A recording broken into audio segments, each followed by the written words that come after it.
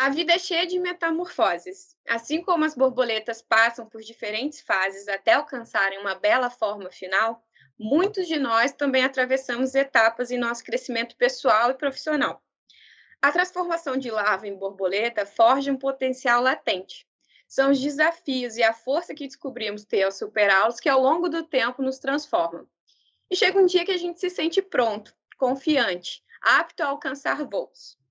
Esse é o Papo de Energia, um programa realizado em parceria pelo Sigre Brasil e a Memória da Eletricidade.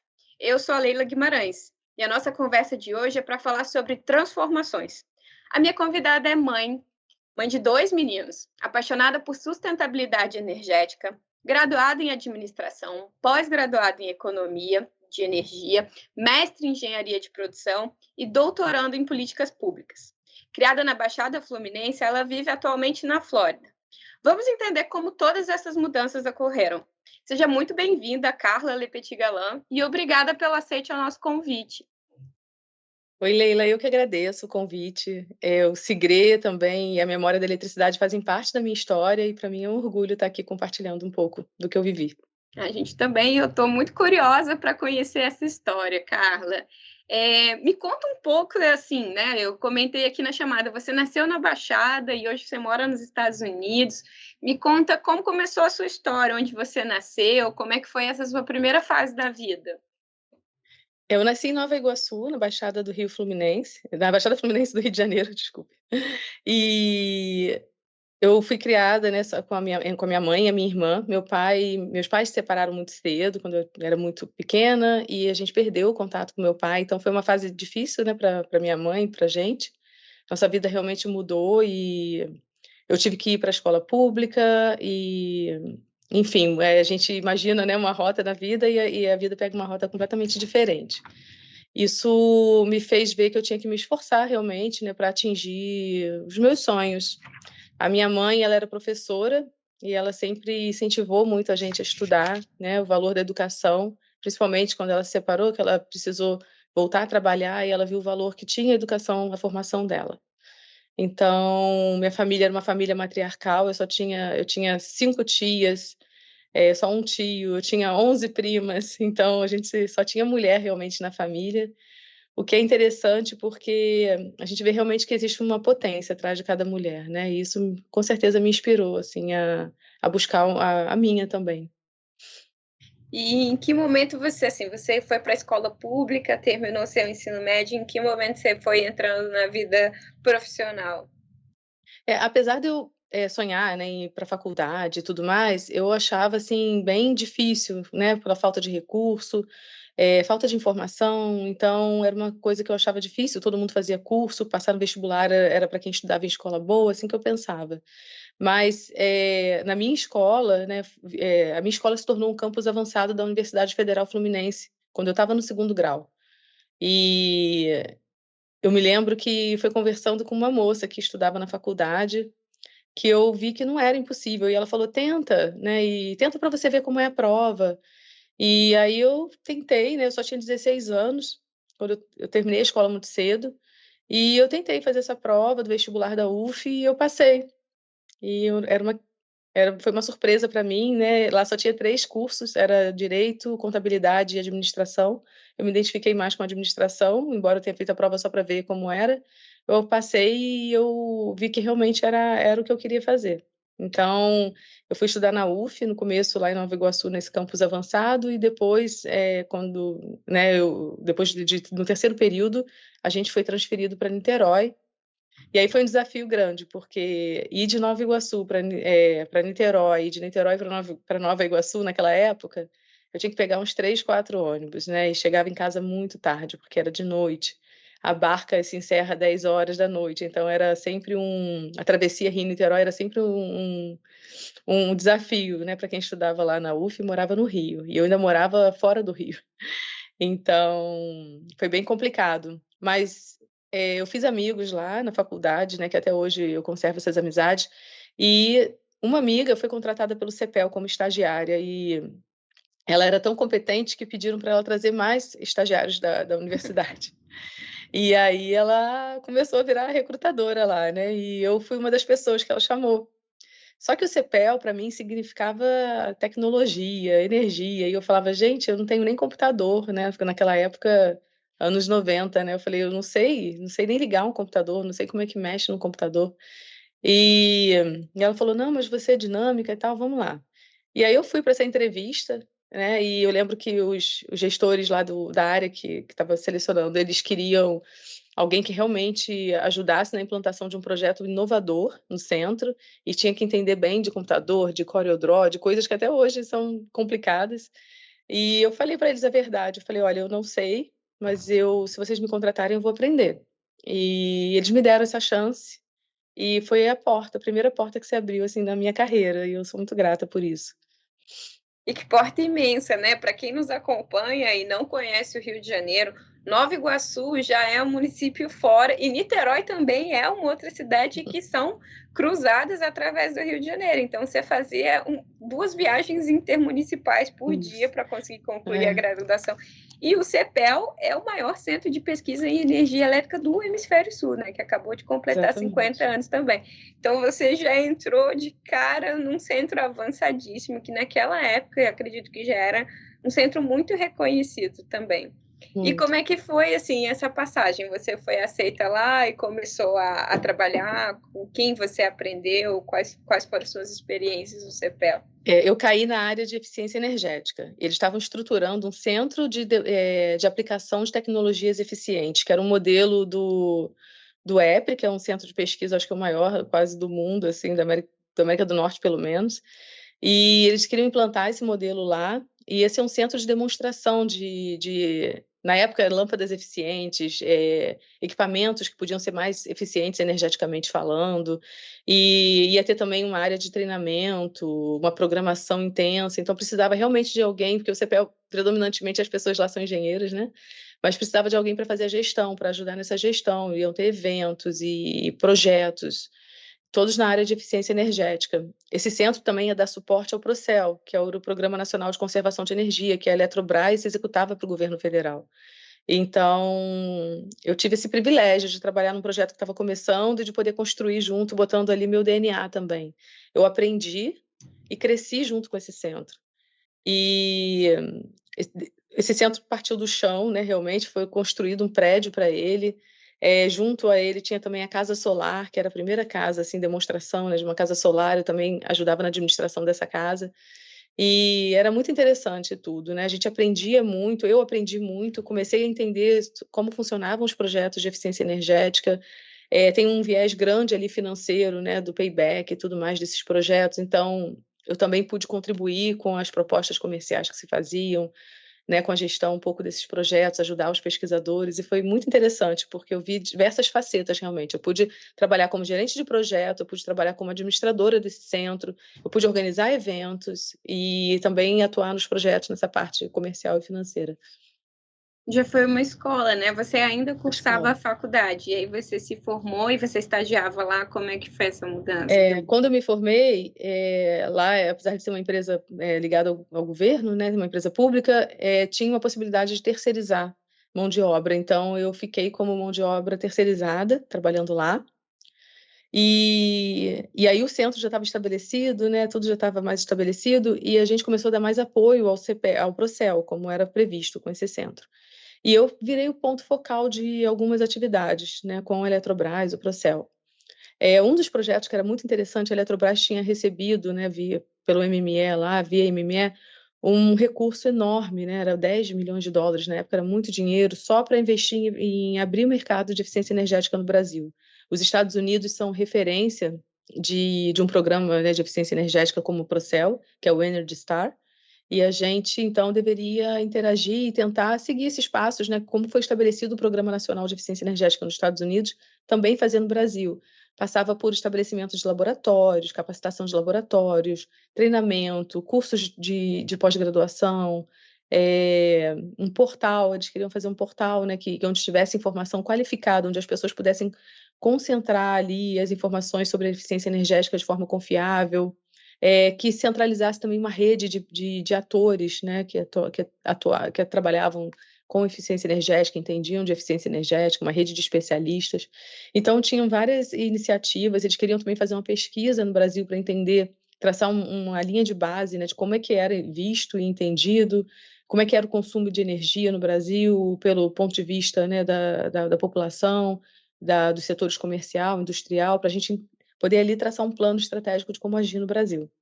Então, esse recurso vinha para isso e precisava selecionar as consultorias, e estavam estruturando também esse projeto, começando, e pediram ajuda, claro, do CEPEL, né? E eu era esse ponto focal de alguns projetos. Então, eu comecei a ficar mais próxima das pessoas do Procel, da Eletrobras na época.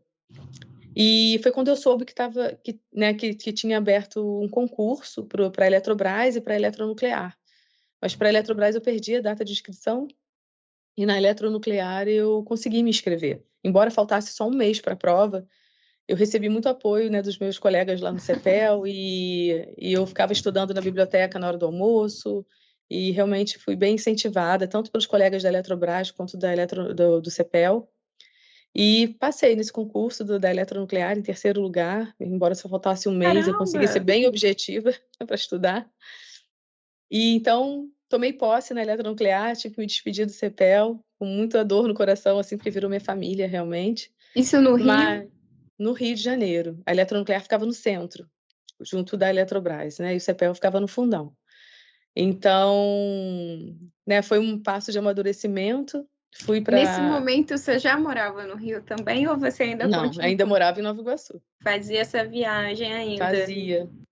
E isso foi em 2003, né? Em 2003, então, eu assumi lá na Eletronuclear, né? Fui chamada.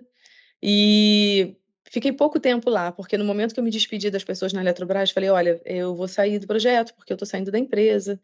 E aí as pessoas do lado do Procel, da Eletrobras, falaram assim, não, você vai vir para cá, a gente vai requisitar então você. Naquela época tinha uma mobilidade muito grande entre as empresas. E então eu na eletronuclear eu realmente não me sentia assim podendo atingir todo o meu potencial, porque como eu era administradora e no concurso, né, a gente não pode escolher, não tem uma entrevista assim de emprego, então eu caí na área de RH. E eu realmente vi que eu não conseguia contribuir tanto lá, porque eu dava suporte ao gerente na parte de gestão, mas eu não entendia. Realmente minha formação dentro da administração tem muitos ramos, né? E RH nunca assim, foi uma área que me interessou. Eu era mais da parte de projeto mesmo, de gestão, então eu aceitei ser requisitada pela Eletrobras, então eu só fiquei 3 meses na Eletronuclear e no quarto mês eu já fui para a Eletrobras, e aí sim eu pude atuar nesse projeto do Banco Mundial com mais propriedade, com mais responsabilidade, né? Porque eu era realmente uma gerente de projeto lá, né? E aí, Então, pode e aí falar. você foi para a Eletrobras, passou no concurso na Eletronuclear, foi atuar na Eletrobras. Você já conhecia, você já convivia com eles há muito tempo, desde o trabalho no Procel e dentro do CEPEL também, você já estava mais Uhum. familiarizado e foi trabalhar na área que você atuava. Me conta um pouco desses projetos, e quanto tempo, como é que foi essa passagem pela Eletrobras também, suas contribuições. Essa passagem pela Eletrobras marcou a minha vida, porque no fim das contas foram 13 anos que eu fiquei lá. Eu cresci não só profissionalmente, como em desenvolvimento pessoal, e também minha vida mudou. Foi quando eu me casei e tive filhos, então, assim, foi um período que marcou bastante a minha vida. Profissionalmente, eu tive muitas realizações. A Eletrobras, nessa época, né, era como ela era holding de muitas empresas, ainda é, mas era demais ainda. Tinha distribuidoras, tinha geradoras, tinha empresas de transmissão. Então, quem trabalhava lá, a gente tinha que ser um pouco empreendedor, né? A gente também administrava recursos do governo, e isso era muito bacana, porque eu já tenho esse espírito empreendedor, então eu já trabalhava com inovação e nem sabia, né? Depois virou minha especialização, mas eu já trabalhava e nem sabia. Então, foi muito interessante. Dentro desse projeto do Banco Mundial, por exemplo, a gente teve que lidar com esses organismos, né, os projetos multilaterais, o que é uma experiência muito rica. O meu projeto principal foi estruturar esse portal, o Procel Info, e ele pegava tudo, né? Ele pegava desde todos os eventos, todas as publicações, todos os projetos. Realmente era como um centro online, numa época que o online não era tão popular assim. Então, eu me lembro que o maior trabalho no Procel Info foi determinar a arquitetura desse site, né, para como é que as pessoas iam navegar ali, o que que a gente ia ter. E a gente precisou contratar, assim, consultoria internacional para isso, e também pessoas do Brasil. Então foi um trabalho muito interessante, que a gente aprendeu muito. Esse foi o Procel Info, eu acho que existe até hoje, né, e ele concentra muita atividade realmente nessa área de eficiência energética hoje no Brasil. A outra questão é o próprio selo Procel, né, que eu contribuí, o selo Procel, todo mundo conhece, né, que está lá em todo eletrodoméstico, para sinalizar para o consumidor: esse produto é confiável, esse produto realmente entrega o que promete, ele é econômico. E o selo Procel era muito interessante também, porque a gente trabalhava com uma rede de fornecedores. Esses fornecedores, eles não eram obrigados, era um programa voluntário, não tinha uma lei ainda, então a gente aprendeu muito sobre negociação, sobre empatia, de olhar com, né, com os olhos do outro ator, então foi muito interessante também. E o selo Procel até hoje é um sucesso, né? Ele copiou um pouco o modelo do Energy Star, só que diferente nos Estados Unidos, né, a palavra do fornecedor, eles têm muita punição para quem mente, né, digamos assim. Então, a palavra do fornecedor tem valor. Se ele falava que testou e aquela lâmpada, por exemplo, consome tantos quilowatt-hora, aquilo era levado em consideração, ia para o programa, entrava no programa com base nisso. No Brasil, a gente tinha que realmente fazer testes de laboratório. Então, o CEPEL e vários outros laboratórios tiveram que ser estruturados para isso. Então, eu pude continuar esse trabalho também, ajudando a fazer esses convênios para estruturar laboratórios, inclusive, continuava atuando com o CEPEL, né, o que era um prazer muito grande. Esse centro que eu trabalhei no CEPEL era nosso suporte também. Seu CPL é uma Então, paixão, né? É difícil a é, gente não se apaixonar pela dimensão. Esses laboratórios existem até hoje, né? até hoje. O trabalho do selo Procel ainda é realizado, mas essa eficiência dos produtos, enfim, dos eletrodomésticos, elas ainda são testadas e seladas, enfim, e a gente pode confiar porque existe quem por trás está fazendo esse Sim. trabalho, né? Eu me lembro que a gente estruturou um laboratório no CEPEL, eu trabalhei na construção desse laboratório quando eu estava no CEPEL, né, era um laboratório todo escuro, porque ele ia testar luminárias, e ele ia ganhar um equipamento que era o único da América Latina. Olhoscópio, E ele ia que eu ganhar já com fui lá conhecer, é incrível. é incrível. E ele ia ganhar com o recurso do Banco Mundial. Então, quando eu cheguei na Eletrobras, eu estava responsável por esse projeto lá, né. Então foi muito interessante, porque eu pude trabalhar no mesmo projeto como em papéis diferentes, né, então como prestadora de serviço como cliente, como fornecedor, ora como gestor, então isso me ensinou tanto, né. Eu costumo exemplificar para os meus amigos que não são do setor elétrico a importância dessa pesquisa, assim, dessa eficiência. Eu me lembro quando eu fui lá, eles fazendo um teste, me explicando, olha, a gente nesse laboratório escuro acende a lâmpada e vê o raio que ela ilumina. Isso determina, por exemplo, a que distância um poste tem que ser instalado do outro. E aí eu fiquei assim, eu nunca tinha parado para pensar que tem alguém que pensa sobre isso. Como é que eles sabem que o poste vai iluminar até aqui e daqui para cá precisa ter outro, senão de 100 em 100 metros. E existe um laboratório que Sim. pensa isso, né? É Sim. muito E a fantástico. importância disso até não é nem só porque pode ficar mal iluminado, né, porque estão longe um do outro, mas é o contrário, é para justamente economizar energia, porque eles podiam estar muito perto e iluminando a mesma área, né, então tá tudo ligado e é muito interessante realmente, é um trabalho fantástico lá que é feito no CEPEL, que às vezes pouca gente sabe, né. Ah, E no Procel também, né, a gente fazia muito mais do que o selo Procel, como eu falei. Por exemplo, nessa época, é que estava sendo aberto o mercado de energia solar no Brasil, essas fontes renováveis, né, não dá nem para imaginar, em tão pouco tempo, né, hoje em dia é tão difundido, mas estava começando, e eu lembro que a Alemanha era referência. Então a GIZ, que é uma agência alemã, né, ela foi trabalhar lá com a gente em colaboração, a gente poder ajudar a abrir esse mercado, porque a energia solar, né, a fonte renovável também estava no escopo do Procel, como a gente queria economizar a energia da rede, né, e então a gente teve vários projetos em colaboração com a GIZ, um deles foi até um livro que a gente fez, né, eu até escrevi um capítulo desse livro, de como a gente ia estruturar os laboratórios para testar esses painéis solares, para criar padrões nacionais e capacitar instaladores, né, não tinha nada ainda. Então a gente criou aí as bases para esse mercado hoje de energia solar no Brasil. E essa área de economia de energia foi o tema da sua pós-graduação também, né? Em que momento Foi. você, da administração, falou, É, vamos lá, tô eu aqui. acabei, a gente, como eu falei, né, para cá, era um programa do governo, executado pela Eletrobras, mas o processo era um programa de governo, e todo programa de governo precisa ser avaliado, né, a gente tem que avaliar. E a avaliação do Procel, né, se baseava muito no quilowatt-hora economizado. Só que as pessoas falavam, isso é uma usina virtual, né? A gente pode contar com isso no planejamento, e claro que uma parte sim, mas outra era um cálculo estimado, né? Então, por exemplo, você comprava um equipamento, eu estava contando que aquele equipamento estava sendo usado tantas horas por dia e que você descartou o seu outro, ineficiente. E no Brasil nem sempre isso acontece, às vezes você dá para outra pessoa, então o ineficiente está ali e adicionou a carga do eficiente. Então, assim, a gente não né, sempre tem um desvio padrão aí nessa conta. E eu comecei a trabalhar também nessa área no Procel de avaliação dos projetos que a gente tinha vários subprogramas em setores diferentes, indústria, residências.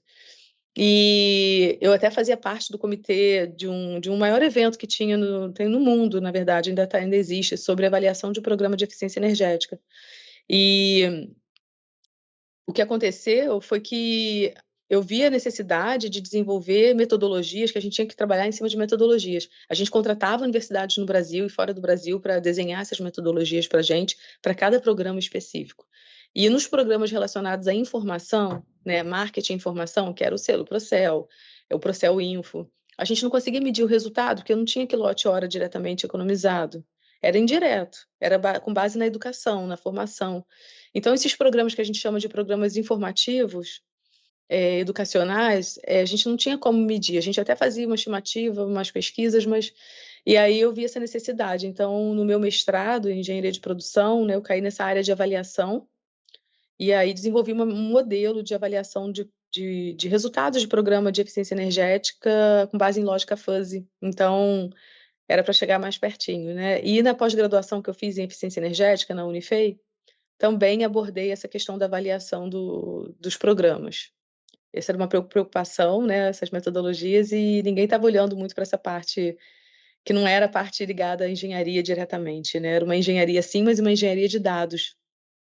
E é importante você dizer isso, né? Porque essa interpretação, às vezes, ela depende de muitos fatores. É isso, não é, às vezes, objetivamente, tem muita gente que questiona, às vezes, essas metodologias pelos resultados de não é, mas não economizou. Mas por que continua? Por que se continua investindo nisso, né?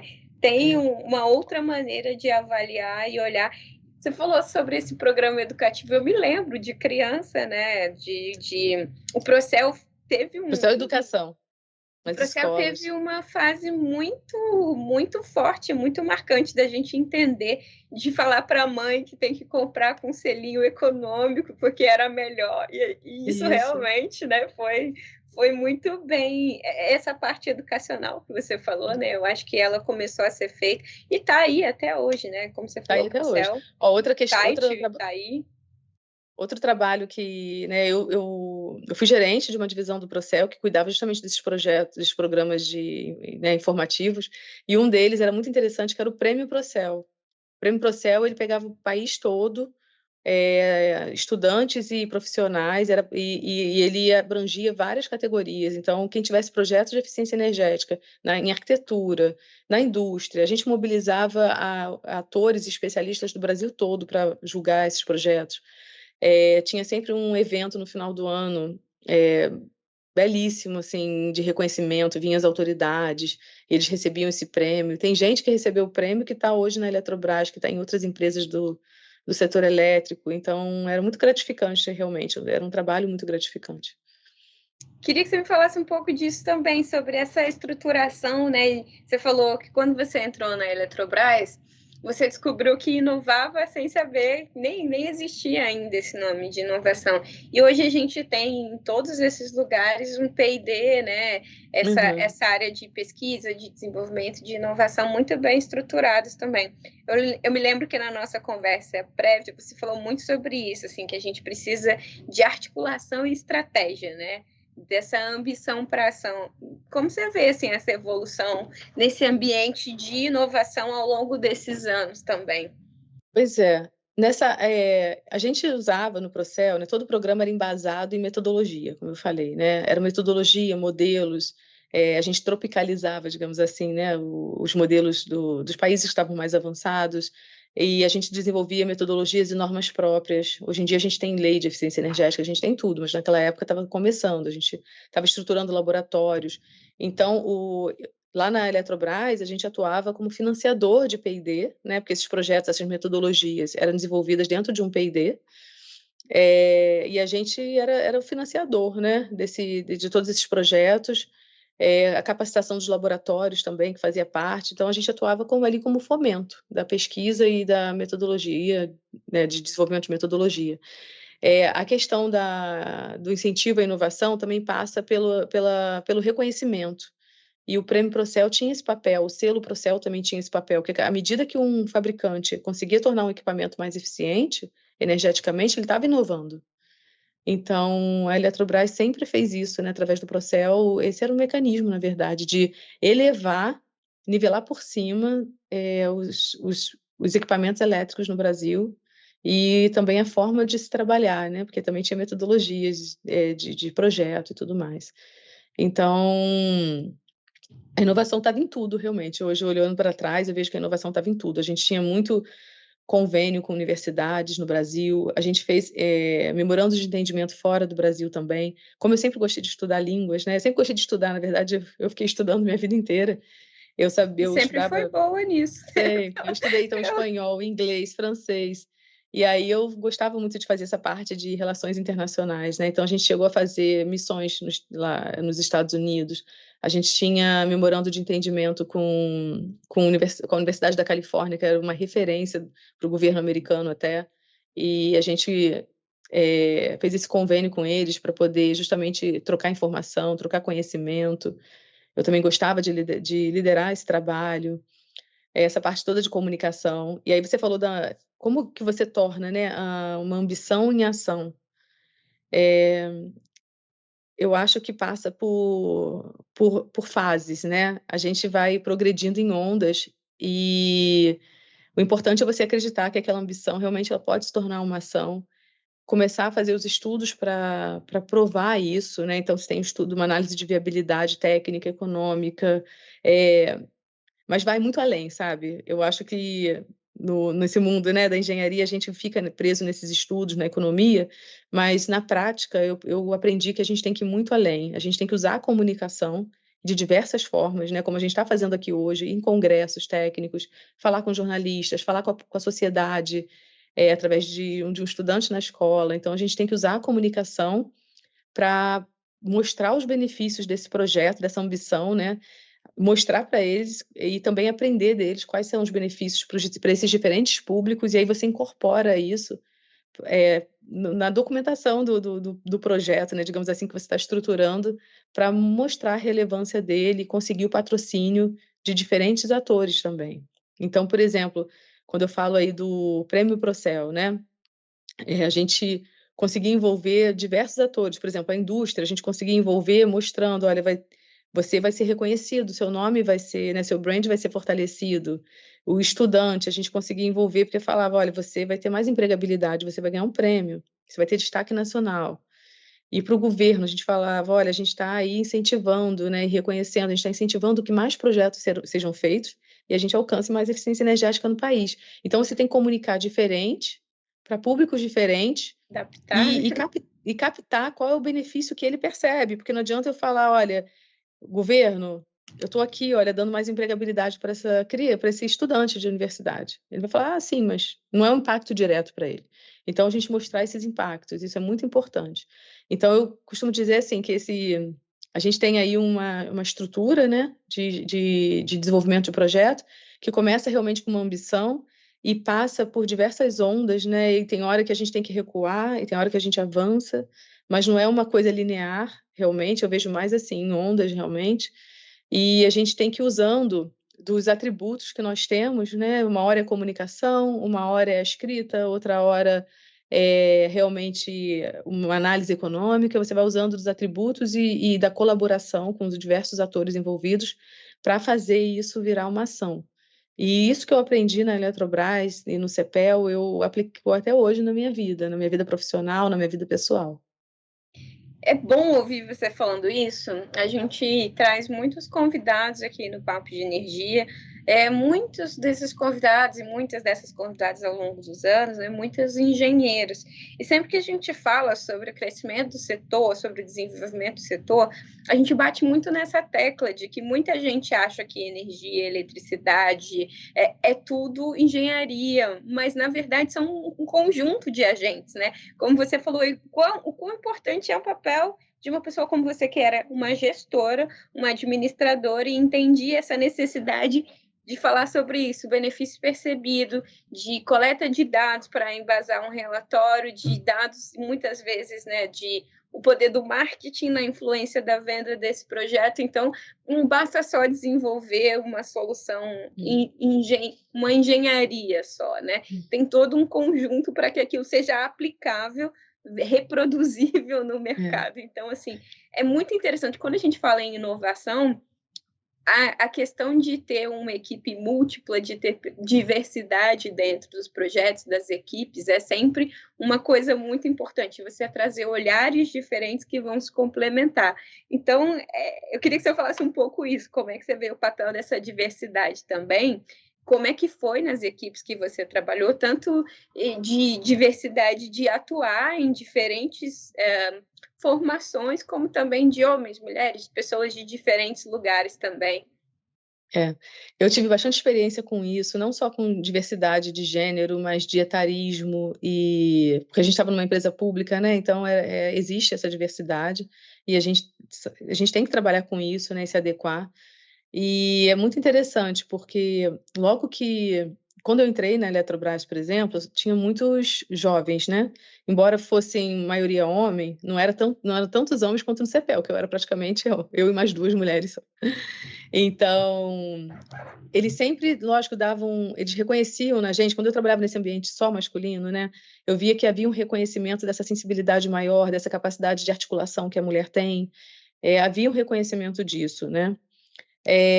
De uma capacidade que eles não tinham e nem queriam ter, porque eles eram realmente super especializados, né, no CEPEL. Então, os pesquisadores, eles estavam focados ali no tema da pesquisa deles, que eles desenvolviam ao longo de uma vida. Na Eletrobras, era diferente, era um mundo mais corporativo. Então, tinha uma certa competição, sim, mas eu acho assim, tinha espaço para todo mundo se desenvolver. Então, a gente não dependia muito da pessoa, né? Como eu falei, eu tive espaço, eu quis me desenvolver, eu quis estudar idiomas, eu quis fazer mestrado, e a empresa sempre apoiando da forma que conseguia e reconhecendo os progressos, né, que a gente fazia, dando esse suporte para fazer os eventos e dando espaço realmente para a gente ter autonomia, né? Porque para você ter autonomia, você tem que ter espaço para trabalhar. Então, acontecia isso. Mas logo que eu fui promovida na Eletrobras, a primeira vez, eu lembro que a minha equipe era muito diversa, assim, não tinha só engenheiro, tinha muita gente até de marketing, evento, porque o Procel precisava realmente disso tudo.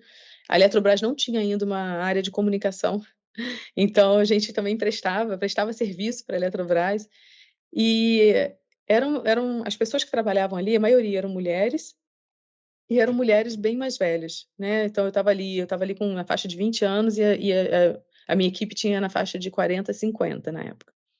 E claro que tinha, assim, uma questão às vezes, né, de reconhecimento de autoridade, de liderança, tinha alguns desafios sim, mas também por outro lado, né, e é lógico que a gente estava num ritmo, né, mais ágil às vezes do que as pessoas que eram mais velhas, mas eles tinham uma experiência fantástica, né, tinham os contatos, tinha experiência para realizar coisas que a gente ia ter que aprender ainda, e eles já tinham essa bagagem toda, então aprendi muito com todas elas, né.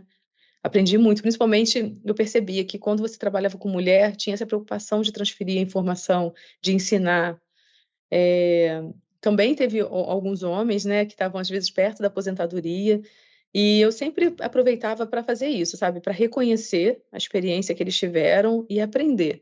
Então eu me lembro que tinha uma pessoa que era da minha equipe, né, um homem que ele trabalhou na Eletrobras desde a época que a Eletrobras ainda fazia a operação do sistema, e eu tirava realmente toda semana algum tempo para sentar com ele e ele me contar a história, e ele me ensinar.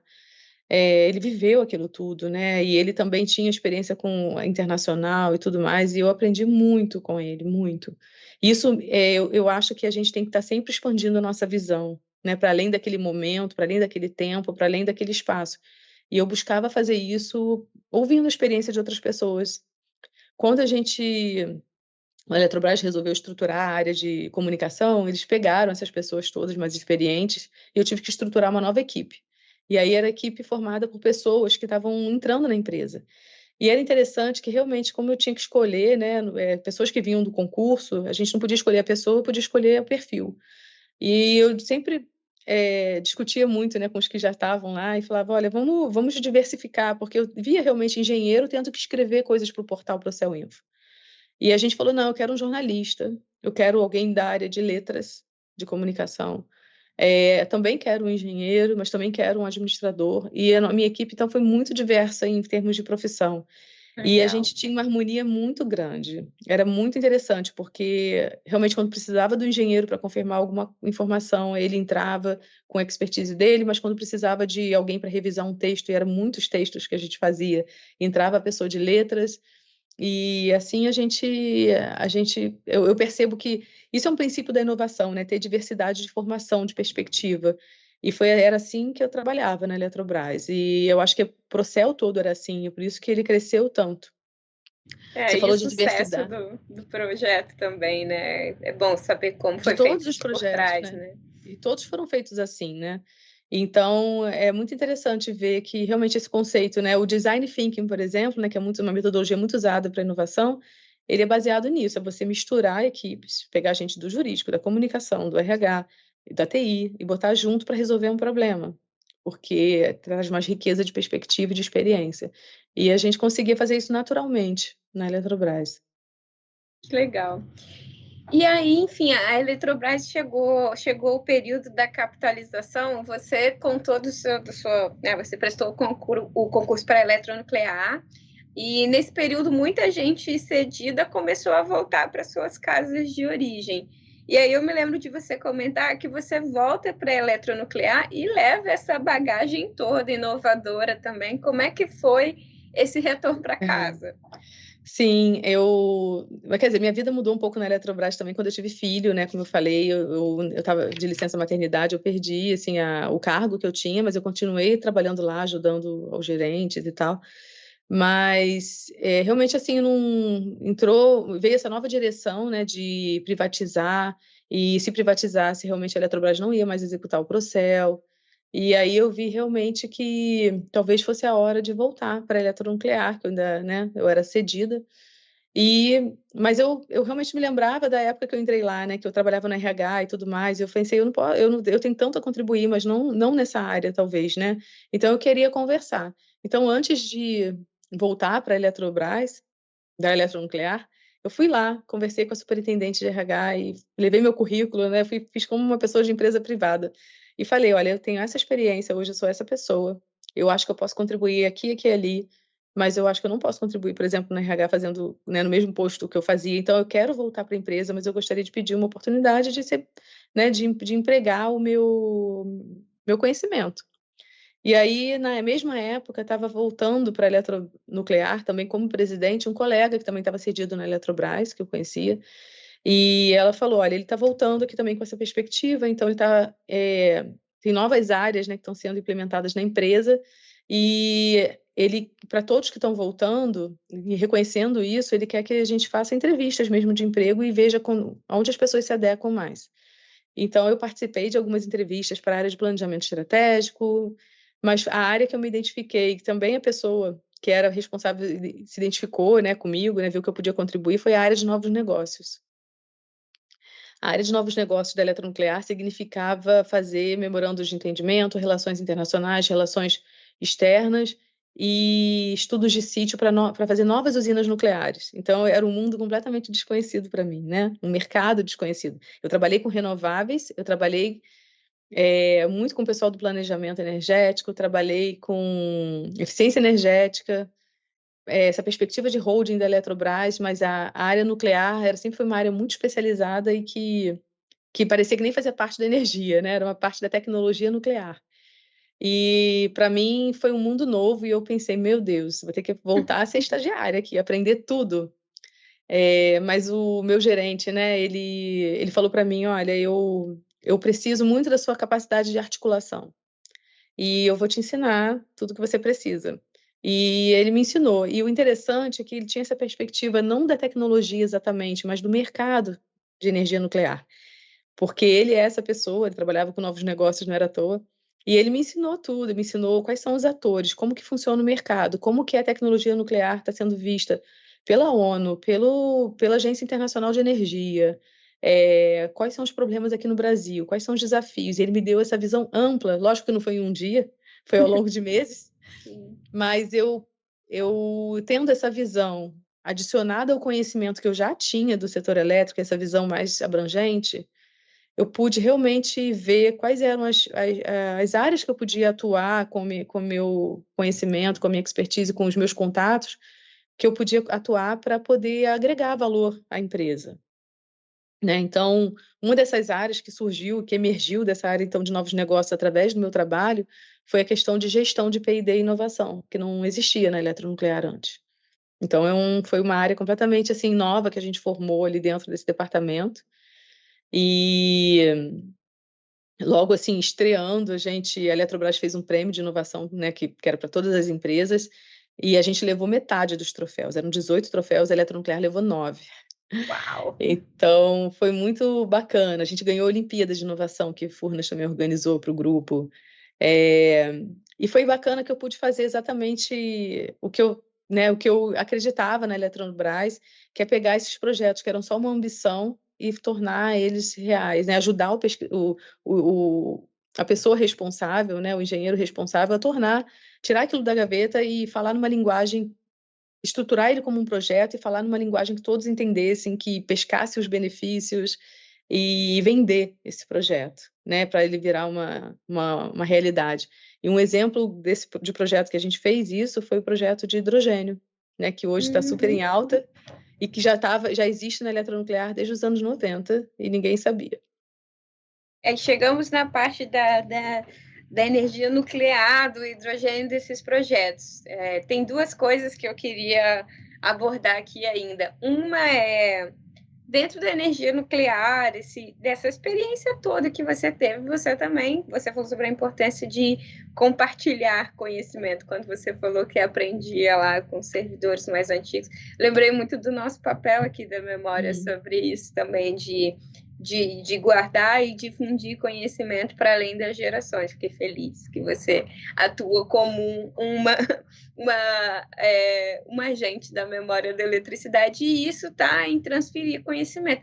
Recentemente também você foi coautora de um livro das mulheres nucleares. Eu queria que você comentasse um pouco sobre esse livro também, sobre a sua participação. Sim. Eu tinha realmente esse desejo de, né, e logo na eletronuclear eu tinha algumas amigas, né, o setor nuclear é muito fechado, eu não, realmente essa questão do gênero é muito forte no setor nuclear. Eu lembro que eu contava o organograma da eletronuclear, tinha 100 caixinhas e a gente contava assim 5 de mulheres. E essas 5 eram assim, comunicação, RH, na área técnica não tinha. A eletronuclear acho que só teve 1 ou 2 diretoras mulheres, mesmo assim na área de administração, durante a sua existência inteira. E isso se reflete no setor, um reflexo do setor nuclear no mundo todo. Então, eu me lembro que chamava atenção nessa minha postura de realmente eu não prestava muita atenção nisso, ia fazendo as minhas coisas, mas eu vi que realmente a gente tem que buscar outros caminhos, não ficar esperando a empresa te dar a oportunidade de reconhecer. Você tem que ser empreendedora, né? Você tem que se desenvolver. Então, eu continuei me desenvolvendo no setor nuclear. Eu sou voluntária, né? Eu logo fui ver as outras associações que existiam, os outros atores quem eram. Então, eu fui voluntária, eu sou voluntária ainda, né, na ABDAN, é a Associação Brasileira para Desenvolvimento de Atividades Nucleares. Ali eu assumi também e empreendi, né, esse comitê de desenvolvimento da cadeia produtiva nuclear no Brasil. Eu resgatei meus contatos com o Sebrae né, e conseguimos ali estruturar um convênio com o Sebrae para trabalhar a questão do como ser um fornecedor para o setor nuclear, que é bem complicado. É uma questão complexa para o setor nuclear e para os fornecedores também, então a gente tentou trabalhar com educação de novo. A gente acabou de finalizar esse projeto, então eu estou sempre tentando trabalhar com vários chapéus, né? Fazer o que tem que ser feito, aonde tem que ser feito, mas juntar os atores, porque eu acho que a evolução, né, vem de colaboração. Então, tudo isso, né, são aspectos, eu acho que do profissional que merecem ser difundidos, né? E eu sempre falava isso para as minhas amigas na eletronuclear, para as mulheres que eu interagia, né? Vai além, você tem que sair um pouco aqui da caixinha, você tem que sair né, sair da caixa realmente. Você tem que entender onde que o setor nuclear está inserido, quais são os desafios, quais são as oportunidades, quem está fazendo o quê. A gente pode ir além, né? E deve ir além. E isso vai agregar valor para você pessoalmente, para você pessoalmente, profissionalmente e pessoalmente. Então, é, essa editora, né, editora Líder, eles têm uma série chamada O Poder de uma História, que é uma série Mulheres, e é muito interessante porque no ano retrasado eles lançaram um livro Mulheres da Energia, e uma das mulheres da energia que foi convidadas era uma mulher nuclear. Então ela falou: "Poxa, a gente podia fazer esse projeto no setor nuclear", né. Então, ela também é uma militante, assim, em todos os organismos, né, relacionados ao setor nuclear, relacionados à diversidade. Eu também faço parte da Women in Nuclear Brasil, Women in Nuclear Global. Eu faço parte também, eu sou co-líder da Women in Nuclear Innovation, que é ligada à ONU e à World Nuclear Association. Então eu também vou me metendo em tudo, para tentar trazer valor pra gente. Realmente, vários chapéus. Vários chapéus. Também faço parte de uma rede de inovação na Agência Internacional de Energia Atômica da ONU. Porque eu tenho esse espírito voluntário, eu sei que se a gente não fizer isso, a gente não consegue se inserir, né? Principalmente a mulher. A gente tem que se envolver realmente, ativamente. E então esse livro, né, foi pela primeira vez teve uma edição de Mulheres Nucleares. Eu fui convidada a ser coautora, né, escrever um dos capítulos. É um livro um pouco biográfico, né, autobiográfico. São 6 páginas para cada mulher, digamos assim. Era um espaço pequeno para escrever tudo que a gente viveu, mas eu busquei ali não só compartilhar a minha história, mas né, uma história focando na parte da superação, para inspirar outras mulheres, principalmente as mais jovens. Mostrar que no setor nuclear a gente pode se destacar sem ser engenheira nuclear, sem ser até engenheira, né? Eu costumo falar que tecnologia, ela não precisa ser só inventada e testada em laboratório, ela precisa ser vendida, comunicada, ela precisa precisa ter contratos, então precisa de advogado, precisa de administrador, precisa de tudo. E a gente é parte importante disso, né? De um projeto, ele é como um corpo, tem que ter um pouco de cada habilidade, digamos assim. Então, nesse livro eu tentei mostrar um pouco disso, e falei a minha história, e no final eu tento deixar esse recado, porque realmente eu acredito que, lógico que a gente olhando a nossa trajetória, né, a gente vê, às vezes olhando para trás é que a gente vê, caramba, quanta coisa eu superei, mas de nada vale isso se você não puder ajudar outra pessoa. É assim eu acredito.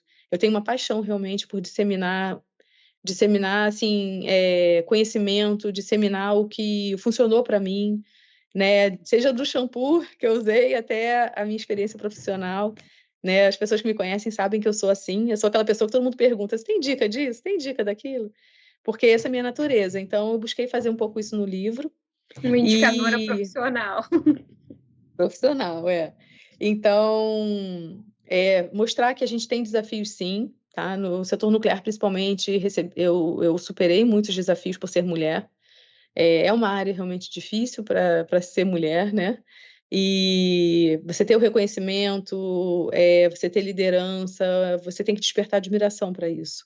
Então, eu consegui fazer isso, e isso eu reconheço que não é fácil, mas eu queria dar esse caminho, então, das pedras, né, para as mulheres, principalmente, não só do setor nuclear, eu acho de qualquer área que os homens predominam, né? Que é predominantemente masculina, mas principalmente no setor nuclear. Então eu citei aqui, assim, 7 dicas que eu gostaria de compartilhar aqui com vocês.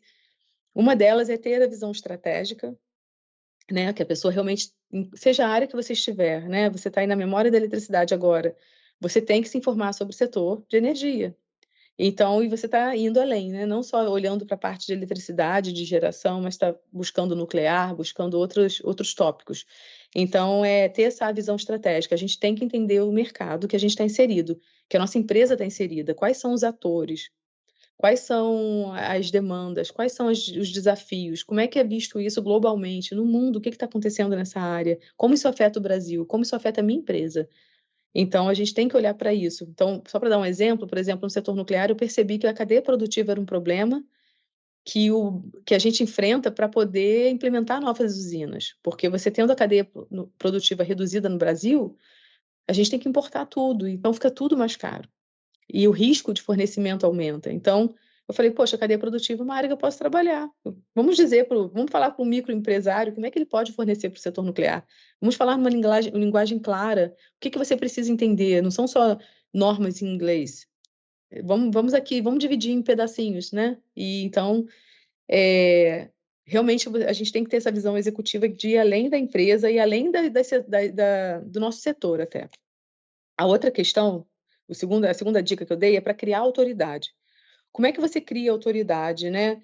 É assim, você aprendendo, adquirindo conhecimento. E é falando realmente, não tendo vergonha de perguntar. Eu sempre aprendi com pessoas, perguntando para as pessoas. Mesmo quando você lê uma coisa e aprende, você tem que ir para a realidade, tem que buscar essa experiência. Você não teve, mas o colega teve. Busca essa experiência. Todo mundo gosta de se sentir valorizado e de compartilhar conhecimento. A gente então buscar esse tempo, não só na academia, mas na vida, para aprender. Conhecimento gera autoridade, né? Então, no setor nuclear, eu vi que, apesar de eu ter uma formação na área de um pouco de engenharia industrial e de eficiência energética, eu queria também buscar essa autoridade na área nuclear. E uma questão que eu vi que falta na área nuclear é políticas públicas. Então, eu fui para buscar esse doutorado em políticas públicas, para poder entender e sugerir e propor, né, como é que a gente expande esse parque nuclear no Brasil, quais são os benefícios dele, como é que o governo apoia. Eu vi que realmente o governo, nos outros países que a energia nuclear é bem desenvolvida, tem uma gama de políticas públicas apoiando. Então, no Brasil, a gente precisaria também. Por isso, eu fui me especializar. Não precisa ser uma pós-graduação, um doutorado em engenharia nuclear. Você pode fazer um doutorado na sua área, mas estando percebendo realmente quais são as demandas, você consegue se alinhar, né? E gerar valor. A terceira dica foi diga sim para novos desafios. Leila, é impressionante a quantidade de mulheres que pondera quando tem uma oportunidade. E no setor nuclear, então, isso é muito grande. E eu mesmo tive essa experiência quando eu fui promovida na Eletrobras a primeira vez, que eu falei, não, mas agora eu não posso, porque agora eu não estou no melhor momento, agora eu estou tendo filho, agora... E meu chefe falou assim, olha, se você não aceitar, a gente vai colocar outra pessoa. E você vai ter uma mudança de qualquer jeito na sua vida, porque você vai ter que obedecer essa outra pessoa. Já imaginou você obedecer uma outra pessoa, sendo liderado por uma pessoa que talvez saiba menos que você? Porque você sabe mais. É você que a gente queria, mas você, se você não aceitar, isso que vai acontecer. Você vai ter que ser subordinada a uma pessoa que talvez saiba menos que você. Então, ele era um mestre para mim, né, esse meu gerente, e eu aprendi muito com isso, e eu via isso no setor nuclear o tempo todo, as mulheres falando, mas essa não é minha especialidade, mas isso... E eu nunca vi um homem falando não. Eu nunca vi um homem falando não. Você pode passar pela pessoa que está lá, mais simples, assim, na recepção, e falar, você quer virar o CEO da empresa? Ah, sim. Ele nem vai pensar, de lá que ele vai ver, eu acho que eu vou precisar aprender isso. Passa por uma alta confiança e uma estima que a gente não é educada a ter, né? Que a gente não é desafiada a ter, né? Exatamente, desde a nossa educação, né? É a questão do perfeccionismo, é o medo de errar, o medo da crítica. Então, as mulheres têm que aprender a não ter medo no novo e a dizer sim para novos desafios. Nessa área de inovação, eu aprendi uma coisa muito interessante, né? Eu visitei a NASA, né? O Centro da Inovação. Você pensa em inovação, você pensa em foguete. Então, pensa na NASA. Eu tive a oportunidade de ir lá e o que eu aprendi lá foi que aquilo ali é uma indústria do erro, né? Você erra muito para acertar uma vez. E para ter erro tem que ter liberdade. As pessoas têm que se sentir confiantes para poder errar, sabendo que uma hora vai acertar e que ele também não vai trabalhar sozinho, ele não é o único responsável pelo acerto, né? Então, para construir um foguete, não é só um profissional que trabalhou ali, que acertou aquilo tudo, ele acertou uma peça, uma parte. Então, numa empresa também, não precisa ter medo. Você não vai afundar a empresa se você cometer um erro, né? E o seu acerto também não vai levar a empresa a maior lucratividade. Não é você não está sozinha, né? Então, é questão, tudo é questão de gestão de risco. Então, a gente não ter medo realmente e gerenciar os riscos e tentar ir construindo o seu caminho e todo mundo tem a contribuir. Se você foi escolhida, foi convidada, não tenha medo de aceitar, porque viram em você esse valor, viram que você podia agregar. Falta só você ver também, né? A quarta dica é empreenda. Aí eu falei muitas vezes aqui nesse vídeo, né? Não espere as oportunidades chegarem. Ah, mas ninguém me dá esse trabalho, ninguém me dá nada interessante para fazer. Não espera. Vai na Ah, mas como é que eu frente. vou fazer? Não tenha medo. Como é que eu vou fazer? Se oferece para trabalhar. Ah, mas eu vou trabalhar de graça? Vai. Você vai hoje contribuir com uma outra área. Talvez você fale assim, olha, eu sou do RH, mas eu amo inovação. Eu não consigo passar para o departamento de inovação. Como é que eu faço?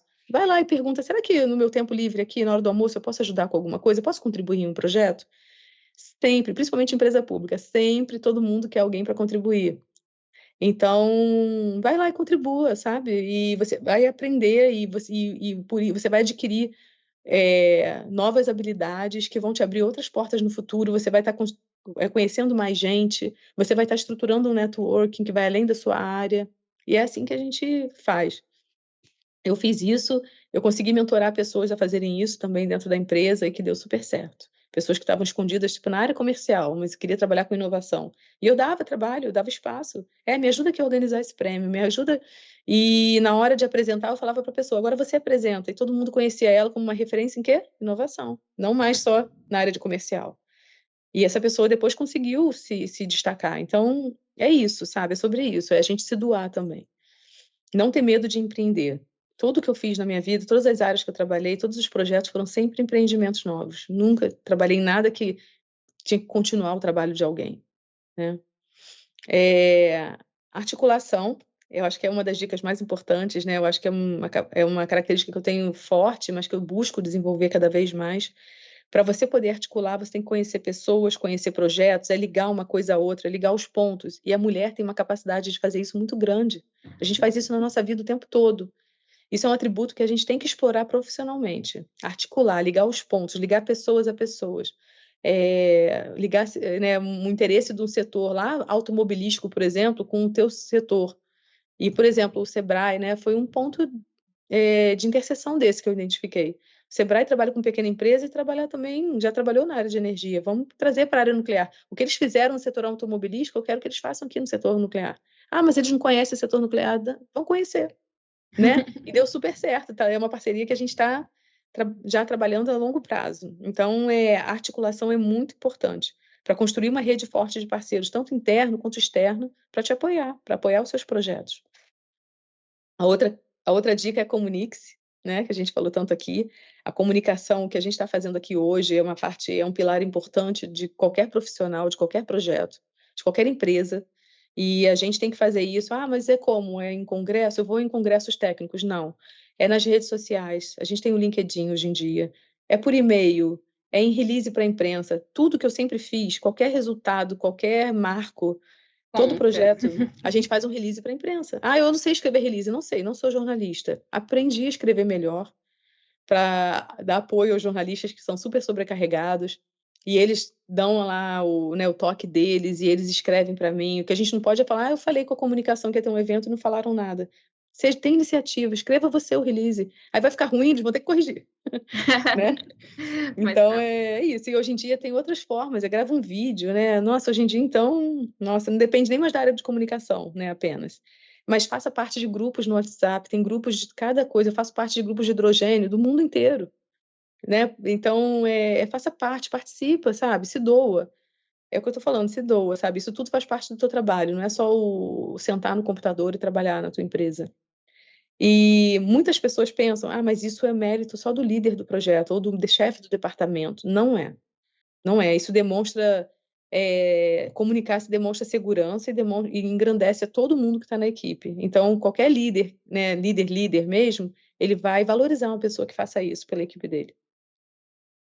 E a sétima e última dica, né, é busque motivação interna. Eu tenho uma formação religiosa também muito forte, né? Desde a minha avó me levava para a igreja, eu sempre fiz parte da Igreja Batista. Eu sou muito atuante também. E essa coisa de mentoria está na minha vida em todas as áreas, realmente, né? Também sou mentora de Olimpíadas de Inovação, sou mentora de jovens. E uma motivação que eu sempre busquei é de um versículo da Bíblia que fala assim: seja o que vocês fizerem, façam de todo o coração, como se estivessem fazendo para Deus e não para as pessoas. E eu sempre vi isso, nunca nenhum trabalho foi pequeno demais para mim. Qualquer trabalho que eu recebesse ou qualquer oportunidade que eu tivesse de contribuir, eu pensava assim, não é para uma pessoa, eu não vou esperar a recompensa dessa pessoa. Eu estou fazendo de coração. Então, eu sei que minha recompensa vem do alto, né? Deus está vendo tudo que eu estou fazendo. Então, é isso. Eu acho que E quando a a gente gente faz, também. não é? Sem esperar, mas quando a gente faz sem esperar reconhecimento, o reconhecimento vem. E às vezes não vai vir da pessoa que você espera, mas vai vir. Né? Deus vai dar um jeito de fazer você se sentir reconhecida, de falar um muito obrigado, sabe? Então, essa é a mensagem que eu queria transmitir. Eu vejo que as mulheres passam por uma metamorfose muito grande, por isso que quando eu falo da minha vida profissional, não tem como eu deixar de falar da minha vida pessoal, porque a vida da mulher é muito impactada pelos acontecimentos, né? Nossos pais vão envelhecendo e eles precisam também de atenção. Nossos filhos vão crescendo e em diferentes fases. Eu falo que filho é igual videogame, eles têm fases diferentes e cada uma vai ficando mais Mais difícil, difícil. não é? E a gente é impactado por isso. Eu lembro quando meus filhos nasceram, meu filho mais novo, ele ficou na UTI e eu precisei do apoio da empresa. E eu sempre fui honesta e falar, olha, agora não está dando, eu realmente estou com esse problema e a empresa sempre me apoiou. Nunca quis tentar parecer que minha vida não tinha problemas ou eu me divorciei, eu me casei de novo. Minha vida estava, né? Me casei com uma pessoa do setor nuclear que eu conheci numa reunião, então não tem como separar, né? Não tem como separar. E a Tem gente um... não é uma coisa só, né? A gente Não não é é. feito de uma coisa só. Tudo isso que você É. falou, né? Como a gente falou aqui nas equipes inovadoras, o importante é a diversidade. Todos nós carregamos um pouco de muitas Todos nós. vozes e muitas coisas que vêm, né? Coisa da nossa família, dos nossos amigos, do nosso trabalho. A gente é constituído de uma matéria múltipla também. Então, às vezes a gente tenta muito se fragmentar, né? No trabalho eu sou assim, com os meus amigos eu sou assim, mas é importante a gente Sim. se ver nessa complexidade que somos também, né? Né, a gente ouve muito falar hoje em dia os coaches falando assim, olha, você é o resultado da soma das 6 pessoas, das 5 pessoas que você caminha junto, né?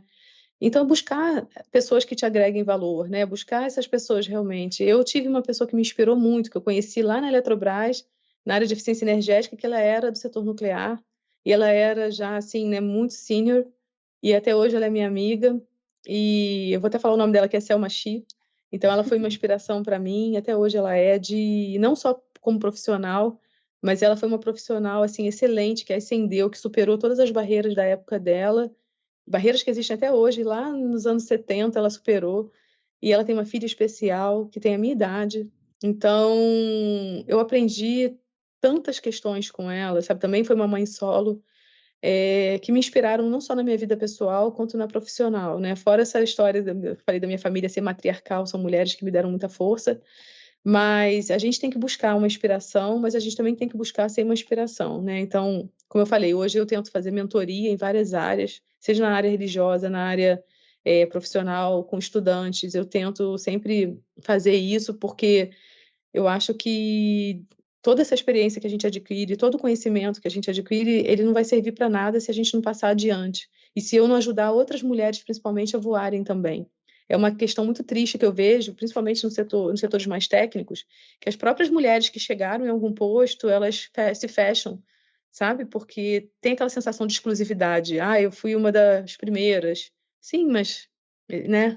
Vamos abrir portas, porque amanhã pode ser sua filha, pode ser sua sobrinha, pode ser. E então é um conselho que eu deixo, sabe, para todo mundo, de buscar sempre compartilhar e abrir espaço para outras, porque não, a gente tem que se unir, as mulheres principalmente têm que se unir e tem que se elogiar, tem que ir lá no LinkedIn recomendar outra mulher, né? A gente vê isso acontecendo entre os homens, vamos fazer também.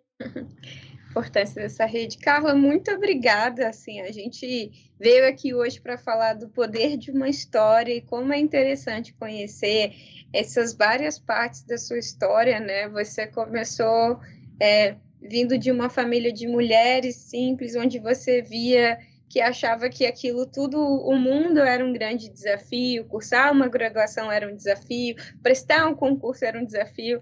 Lá na introdução da nossa entrevista eu falei sobre como esses desafios, né, como o sair do casulo, o passar por essa metamorfose toda, é muitas vezes dolorido, mas também torna a gente numa potência latente. E eu olho para você, escuto a sua história, e eu não tenho dúvidas de que você é uma potência latente, que não só na sua vida pessoal, como na sua vida profissional, e agora construindo esse doutorado em políticas públicas, levando essa necessidade de construir isso para uma outra esfera, né?